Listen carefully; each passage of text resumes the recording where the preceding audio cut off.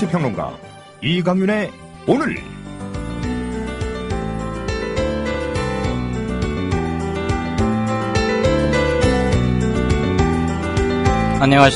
안녕하십니까, 이강윤입니다. 4월 7일 월요일 순서 시작합니다. 금융감독원이란 기관이 있습니다. 은행, 증권, 보험사를 감독하는 곳입니다. 금융계 사람들과 일부 기자들은 그런데 이것을 금융강도원이라고 부릅니다. 왜 그렇게 부를까요? 이들은 반관 반민의 신분으로 평균 연봉 8천만 원대의 고액 소득자에다가 철밥통 정년 다 채우고 나면 금융사에, 산하금융사에 감사짜리 꿰차고 나가서 호의호식도 합니다. 하라는 감독은 뒷전이거나 때론 범죄에 가담하기도 하고 있습니다. 충격적이죠? 실례 한두 가지 들어드리겠습니다. KT 자회사인 KT ENS 간부의 협력업체 대표들이 가짜 서류로 1조 8천억 원 정도를 불법 대출받았습니다. 이들은 이 돈으로 호화 별장을 짓고 룸사롱에 드나들며 물쓰듯 돈을 뿌렸습니다. 그런데 이 범죄단의 뒤를 금감원 간부가 봐줬습니다. 이 간부는 대출 사기단과 어울리며 시가 60억 원 정도의 땅의 지분을 받고 여자 앉혀놓고 먹는 술자리나 해외 원정 골프 접대는 수시로 이루어지는 것 기본이었습니다. 올해 초 금감원이 조사에 나서자 미리 사기단에다가 조사 사실을 알려줘서 해외로 도망가도록 도와주기까지 했습니다. 그런데 더욱 놀라운 것은 이 간부가 금감원 노조위원장을 지내면서 금감원 독립을 맨 앞에 나서서 주장했던 인물이라는 겁니다. 그러니까 낮에는 개혁을 외치고 밤에는 뒷돈을 받아 챙기는 파렴치한이었습니다.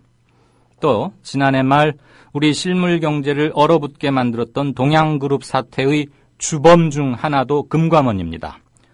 동양그룹 계열사들이 무려 1조 3천억 원 규모의 부실 회사채를 발행해서 약 5만 명의 투자자에게 피해를 입힐 때까지 금감원은 눈을 감고 있었습니다. 아니, 눈은 뜨고서 알기는 했지만 모른 척 했다는 게 정확한 표현일 겁니다. 그러니까 이들은 마치 조직폭력배처럼 한 패거리가 돼서 투자자의 등을 치고 있는 그런 양상입니다. 박근혜 대통령 각하, 규제개혁 위해서 7시간 마라톤 회의하는 것도 좋지만 그에 앞서서 금융감독기관들 제대로 감독해야 할, 그렇지만 일 안 하고 있는 이 금융강도원의 강도들 소탕하십시오. 받아쓰기만 하는 장관들에게 맡기지 마시고 아마 직접 챙기셔야 이 강도들 잡힐 겁니다. 잠시 광고 듣고 오겠습니다.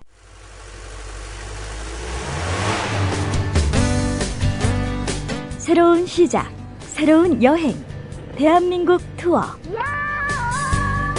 대한민국 투어는 45인승, 28인승, 리무진 등 다양한 관광버스를 보유하고 있으며 최고의 서비스와 저렴한 가격으로 모든 차량을 이용하실 수 있습니다. 차량 문의는 1599-2686, 1599-2686. 여러분의 편안하고 안전한 여행길, 대한민국 투어가 함께합니다. 결혼식, 가족여행, 세미나, 네이버나 다음에서 대한민국 투어를 검색하세요. 45인승 리무진, 일반 버스, 35인승 버스, 28인승 리무진, 25인승 버스. 서울, 경기, 인천 어디서나 1599-2686. 청와대가 새정치연합 안철수 대표의 회동 제의를 거부한다고 공식 통보했습니다. 박근혜 대통령 후보의 공약 파기에 이어서 야당을 국정 파트너로도 인정하지 않겠다는 듯한 모양새입니다. 새정치연합의 대응 수위에 관심이 모아집니다. 오늘 논쟁 뉴스에서는 국가정보원이 공개한 중앙합동신문센터, 줄여서 합신센터라고 하죠. 이곳에 대해서 얘기를 좀 나눠보겠습니다. 경제 논점에서는 가계부채, 우리 실물 경제의 폭탄으로 작용할 수도 있는 가계부채 문제를 집중적으로 공부해 보겠습니다. 그리고 진짜 인터뷰 시간에는 다시 20여 년 전 옛날로 돌아가 버린 상지대 사태를 상지대 민주화의 기수였죠. 정치학 하시는 정대화 교수로부터 소상히 들어보겠습니다. 자, 그럼 오늘 순서 본격 시작할까요?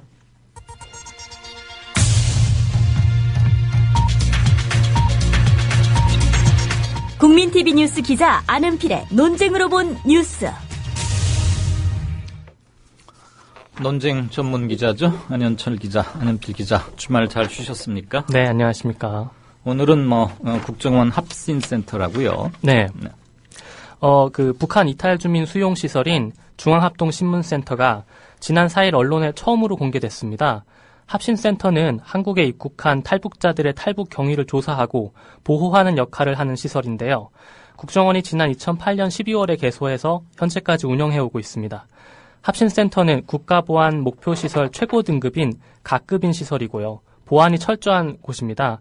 그래서 이번 공개의 배경에 관심이 쏠리고 있습니다. 네, 간첩 조작 사건이다 뭐다 해서 탈북자들 얘기가 자꾸 나오니까 국정원이 뭔가 우리 그렇지 않고 잘하고 있다 이런 거 좀 보여주려고 언론에 공개한 것 같은데 쇼다 이런 얘기들 조중동 기사에서도 보이더군요. 예, 그런 의견들이 많이 있습니다. 이번 주에 검찰이 서울시 공무원 간첩 증거 조작, 이거 서울시 공무원 사실보다는 국정원의 간첩 증거 조작 사건이라고 하는 게 오히려 사건의 실체를 명확히 규정하는 건데요. 예, 수사 결과 발표 앞두고 있죠? 예, 국정원은 지난 2일 합신센터 공개 의사를 밝히고 4일 공개에 나섰는데요. 말씀하신 대로 검찰이 국정원의 간첩 증거 조작 사건의 수사 결과 발표를 앞두고 있는 상황에서 대국민 여론전에 나선 것이다. 이런 분석이 지배적입니다. 네. 제북 화교 출신의 유가려 씨, 유우성 씨의 동생이죠. 유가려 씨는 2012년 10월 30일에 입국한 뒤로 이곳에서 법에 규정된 최장 6개월 동안 간첩 혐의로 조사를 받으면서 머물렀는데요. 네. 그때의 경험에 대해서 유가려 씨는 6개월 동안 달력도 없는 방에 갇혀 CCTV로 24시간 감시당했다.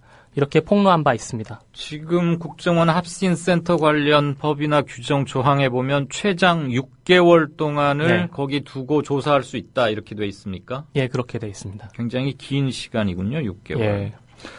그동안 정말 꽁꽁 싸매져 있었고 일반인들은 잘 이런 기관이 있다는 거, 시설이 있다는 것조차 잘 알지 못했는데 이번 공개로 어느 정도나 의문이 풀렸을지 과연 이곳에서 제대로 일을 하고 있는지 인권은 어떤지 이런 거 궁금합니다. 일단 어제 공개가 됐는데 언론들 반응 간략히 한번 짚어보시겠어요?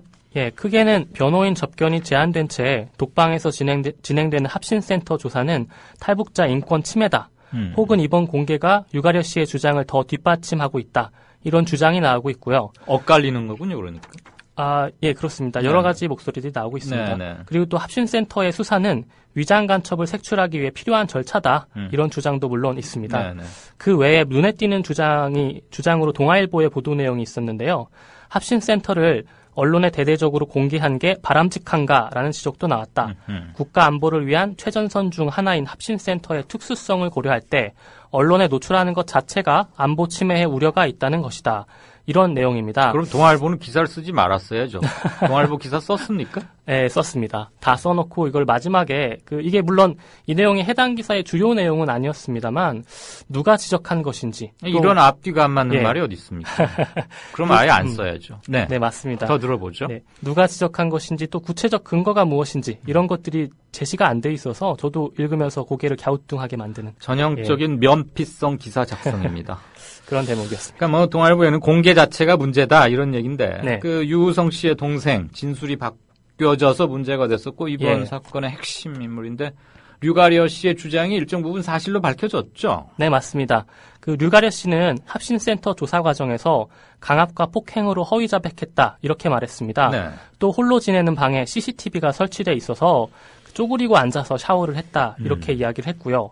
또 방문도 밖에서만 열리는 구조라 출입이 자유롭지 못했다 이렇게 주장했습니다. 이게 중요한 대목이죠. 6개월 동안을 밖에서만 여닫을 수 있는 시설에 넣어뒀다는 얘기는 실제로 감금 아닙니까? 감금. 그렇습니다. 그리고 유가려 씨 같은 경우는 최장 6개월이라는 것조차 모르고 있었다고 합니다. 네. 이번 공개로 합심센터가 가려씨를 CCTV가 있는 1인 생활실에 배정한 것이 확인이 됐고요. 또 합심센터 측도 당시엔 달력을 제공하지 않았고 방문 역시 밖에서는 열리지 않았다. 이렇게 인정했습니다. 네. 다만 유우성 씨 사건 1심 재판 이후인 지난해 가을부터는 달력도 제공하고 탈북자의 자유로운 출입도 가능하도록 출입 시스템을 바꿨다. 이렇게 말했습니다. 왜 하필 그때 바꿨답니까? 그것까지는 제가 파악하지 못했는데 여러분들도 생각해 보시면 어느 정도 알 수 있지 않을까 그렇게 생각이 들고요. 1심 재판 이후에 그렇게 부랴부랴 급히 바꿨다 이거죠. 네, 그렇습니다. 네, 그리고 합심센터 측이 CCTV와 관련된 해명을 하면서 말이 바뀌는 경우가 있었습니다. 합심센터 곳곳에는 CCTV가 설치되어 있는데요. 합심센터 관계자는 CCTV 운용 방식을 설명하면서 조사 중에는 전혀 녹화하지 않는다 이렇게 이야기를 하다가 조사가 길어지면 조사 대상의 동의를 구하고 녹화하는 경우도 있다. 이렇게 오락가락하는 모습을 보였습니다. 과연 동의를 구했는지, 녹화를 했는지, 그럼 녹화를 한 것을 적정하게, 적법하게 사용하는지, 자기들 필요할 때만 편집해서 짜깁기 하는 건 아닌지, 이런 것들을 밝혔어야 하죠. 그렇습니다. 언론에 공개했을 때, 어제 갔던 기자들 그냥 아유 이런 것도 공개합니까? 국정원 많이 바뀌었네요. 그러면서 그냥 받아쓰기하고 찍어오기만 할 일이 아니고 이런 걸 물어야 합니다. 안 그러면 그건 언론의 공개가 아니라 쇼 윈도우에 가서 저 진열품 구경하고 오는 거죠. 맞습니다. 네. 그 외에도 국정원의 입장을 여러 언론에서 찾아볼 수 있었다고요? 예, 그 국정원의 입장을 보도한 언론 내용을 종합해 보면요. 일단 시설이 굉장히 잘 갖춰져 있었다. 이것을 강조합니다. 이런 식입니다. 모두 7개 동에 영상 녹화가 가능한 조사실과 도서실, 의무실, 유아놀이방 등이 갖춰져 있다. 합심센터 내 1인 생활실은 5에서 10평으로 다양했다. 책상과 의자, 냉장고, TV, 개인 화장실이 있었다. 또 10평짜리의 경우에는 컴퓨터와 녹화시설, 책상, 북한 전도 등을 갖춘 조사실과도 연결돼 있다. 이렇게 전했습니다. 또 국정원이 이날 탈북자 5명과 인터뷰를 주선했는데요. 50대 남성은 인터뷰에서 폭행은 전혀 불가능하다. 선생님, 그 조사관을 선생님이라고 부릅니다. 네. 선생님이 나보다 나이가 많았지만 존대와 예절을 갖췄다. 이렇게 말했습니다. 10대 여성은 편안한 분위기에서 아버지와 대화하는 느낌이었다. 이렇게 말했다고 합니다.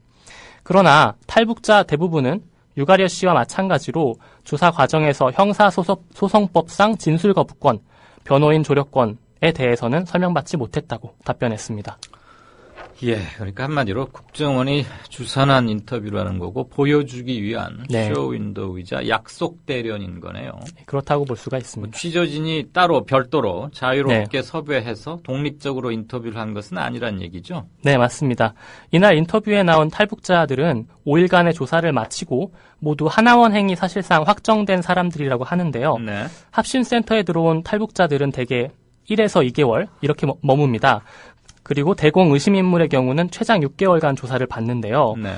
유가려 씨도 앞서 말씀드린 대로 6개월간 조사를 받았고요. 네. 인터뷰에 나선 분들이 아직 합심센터 안에 있는 상황에서 얼마나 진실되게 인터뷰에 응했을지는 의문으로 좀 남는 부분입니다. 저도 기자를 오래 했고 현지의 사정을 모르는 바는 아니지만 국정원 앞에 가면 작아지는 것은 검찰뿐만이 아니군요. 언론은 취재를 한 게 아니라 가서 구경을 하고 온 것 같습니다. 그 얘기는 그쯤 하고요. 예. 대한변호사협회에서 인권 보고서 우리 인권 상황 짚은 거 있죠? 그거 마지막으로 잠깐 들어볼까요? 네, 대한변호사협회는 지난달 발간한 2013년 인권 보고서를 통해서 센터 조사에 인권 침해 소지가 있다 이렇게 비판했는데요. 네. 변호사협회에 따르면 경기도 가족여성연구원의 2012년 조사에 참여한 탈북민 400명 중에서 조사 당시 진술 거부권에 대해 설명을 들은 응답자는 23.3%에 불과했다고 합니다. 또 43.1%는 국정원 직원의 언행에 두려움을 느꼈다고 답했고요. 네. 폭언, 욕설을 들었다는 응답자도 16.8%였습니다. 탈북자 A씨는요. 독방 조사 과정은 감옥 같았다. 기억력이 좋지 않아 말이 엇갈렸는데 국정원 직원이 심하게 화를 냈다. 이렇게 진술하기도 했습니다. 명백한 범법자가 아님에도 불구하고 실질적으로 조사 과정 이런 것들은 범죄 용의자, 피의자들 수사하는 거와 크게 다르지 않았다. 이렇게 요약이 되는 것 같습니다. 네, 잘 들었습니다. 합심센터 앞으로 용이하지는 않겠지만 언론들이 계속 감시해야 할 곳 중에 하나인 것 같습니다. 지금까지 국민TV 뉴스 안은필 기자였습니다. 네, 고맙습니다. 네.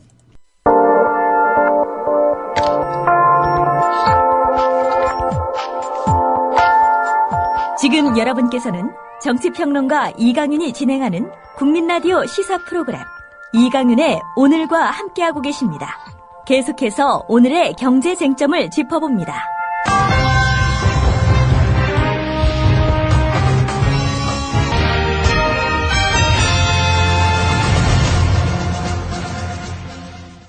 경제 이슈 짚어보는 시간이죠. 김광수 경제연구소의 길경식 연구이사 나와 계십니까? 네, 안녕하세요.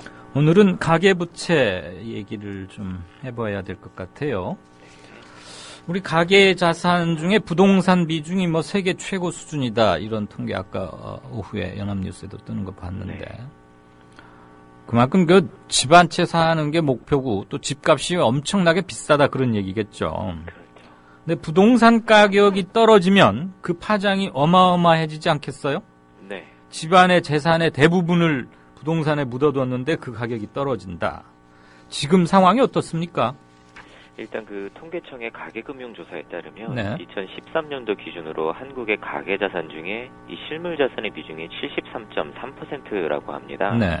이 중에 부동산이 차지하는 비중이 67.8%로 거의 세계 최고 수준이라고 할 수 있는데요. 네. 특히 실물자산이 차지하는 비중은 이제 나이가 들수록 높아져서 50대 중반 이후 가구주인 경우에는 80%를 웃돌고 있다라고 합니다. 예, 그러니까 뼈 빠지게 일해서 아이들 공부시키고 뭐 결혼해서 내보내고 남으면 달랑 집 한 채 남게 된다. 집에 모든 걸 걸 수밖에 없는 게 한국의 중산층들의 모습이다. 이런 얘기인가 보죠. 네. 우리나라만 이렇게 유독 비중이 높은가요?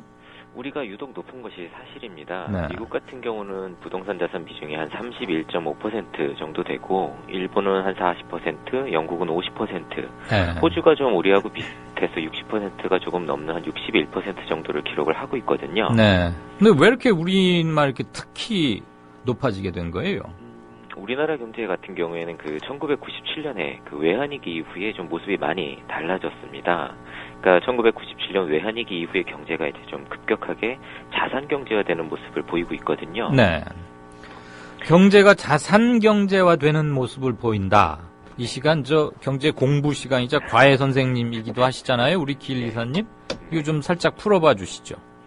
일단 외환위기 전에는 네. 보통 외벌이였었습니다. 그러니까 뭐 가장은 나가서 돈을 혼자 번다. 그렇죠. 네네. 가장은 나가서 돈을 벌어오면 집에서는 아껴서 저축 열심히 하고 하면 먹고 사는데 크게 지장이 없었거든요. 네. 또 대체로 직장 같은 경우도 대부분 종신고용 분위기가 있었고요. 그렇죠. IMF 사태 이전에 네. 뭐 최저생활 이런 부분은 조금 면한 이른바 중산층이 되려고 하는 분들의 전반적인 모습은 잠시 이랬죠. 네. 그러다가 이제 이게 외환위기가 터지고 나면서 급작스럽게 이제 고용 유연화라는 개념이 들어오기 시작합니다. 네. 그러면서 이제 명태 이야기가 막 나오고 종신고용은 이제 이야기가 쑥 들어가 버리고 그리고 이전에는 이제 저축만 해도 자산을 늘려가는 게 가능했는데 네. 2000년 이후가 되면서 이제 저금리 시대가 본격적으로 시작이 돼서 네. 더 이상 이제 저축만으로는 자산을 늘려갈 수가 없는 안심할 수 없는 분위기가 이렇게 만들어지기 시작하거든요. 그러니까 지금 뭐 고용 유연화, 구조 조정 이런 말들 하는데 그거 그냥 쉬운 얘기 또는 간단한 얘기를 괜히 폼 잡아서 어렵게 하거나 그러는 것 같아요. 쉽게 말하면 해고를 쉽게 하겠다. 그리고 필요하면 언제라도 내쫓는다. 이런 얘기 아닙니까? 심하게 얘기하면 그렇게 할 수 있죠. 말씀하신 것처럼 좀 포장의 측면이 좀 네, 네. 아니 좀 말을 어렵게 하기 때문에 사람들이 경제를 더 어렵게 느끼고 이거는 나와 무관한 얘기라고 생각하는 경향이 좀 있는 것 같아요. 법하는 사람들이나 경제하는 분들 좀 용어를 쉽게 써서 진입장벽을 좀 낮췄으면 하는 바람이 있습니다. 네. 자, 얘기 계속 이어가죠. 뭐 어쨌거나 IMF 때 여러 가지 변화가 있었어요. 그 이후에 뭐 이제 이런 유행어가 나왔죠. 4.5정. 뭐 45세 정도 되면 뭐 정년 은퇴한다거나 5.6도 이런 신조어들이 나왔고 이때부터 재테크 열풍이 불기 시작한 것 같은데 대충 그렇게 보면 맞습니까? 네, 맞습니다. 이때부터 이제 사람들이 이 직장 생활만으로 저축만 하면서는 안심할 수 없다라고 해서 이제 재테크 열풍이 불기 시작을 합니다. 네, 그러면서 뭐 주식을 하는 사람, 채권 하는 사람, 뭐 외환 거래, 뭐 부동산 이렇게 다양하게 사람들이 재테크 공부를 하기 시작하거든요. 이때부터. 그렇지. 근데 예. 이제 대부분 쏠린 게 부동산에 쏠리게 됩니다. 왜 부동산으로 몰렸어요?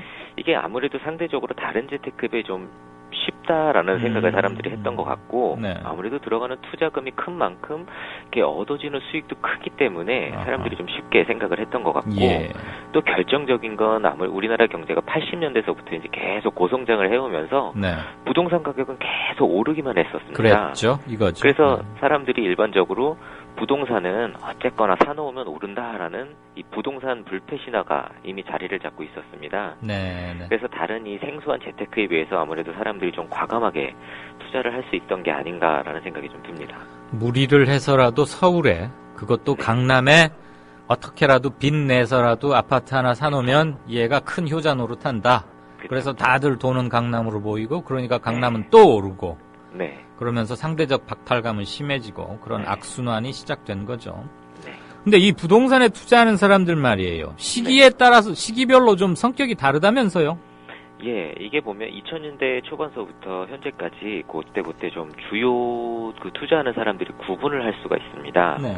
2000년대 초반에는 주로 이제 자금이 있는, 그러니까 목돈을 좀 가지고 있는 사람들이 부동산 투자를 시작했었습니다. 뭐 네네. 복부인이다 뭐 이런 큰 손들이. 네. 그러면서 이제 2004년도가 되면 이 가게가 가지고 있는 예금의 총량하고 가게가 전체 낸 대출, 그러니까 가게가 예금한 금액이나 대출한 금액이 거의 비슷해져요. 예전에는 예금이 훨씬 더 많았는데 네. 이 이야기는 예금, 목돈을 가지고 있던 사람들이 대부분 이제 부동산 이쪽 그 아파트 쪽 구매를 거의 다 했다라는 이야기고 이때서부터는 돈이 조금 목돈이 없더라도 안정적인 직장을 가지고 있는 사람들이 대출을 끌어다가 이제 아파트를 구매하기 시작합니다. 네.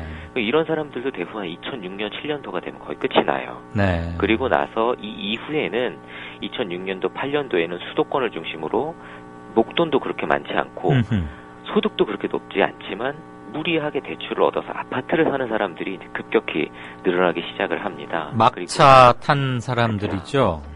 그리고 이때 이제 구매하신 분들이 보통 지금 요새 하우스푸어라고 불리시는 분들, 그런 분들이 보통 이때 좀 무리해서 아파트를 사신 분들이 예. 지금 이제 하우스푸어가 되신 분들입니다. 이분들은 자기 가정의 개별 가정의 고통뿐만이 아니고 네. 이게 지금 전체 국가 경제 차원에서도 굉장히 큰 폭탄이 되는 거 아니겠어요? 예, 맞습니다. 어쨌거나 무리해서 막차 탔던 분들만 힘들어지고 이전에 뭐 몇십 배씩 폭등할 때는 돈 있고 정보 빠르고 힘세고 방귀 뀌는 사람들은 이미 와서 크게 재미 보고 나간 뒤라 이 말이죠. 예.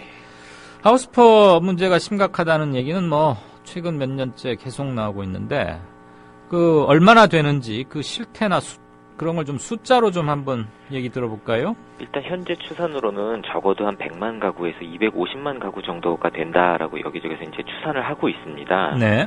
일단 전국의 아파트가 한 870만 호 정도가 돼요. 네. 근데 이 전체 아파트 중에 그 절반이 조금 못 되는 아파트가 자가 소유 아파트고 네. 절반이 조금 넘는 아파트가 전세나 월세 등 이제 임대주택을 살고 있는 상황입니다. 현재 상황을 봤을 때. 네.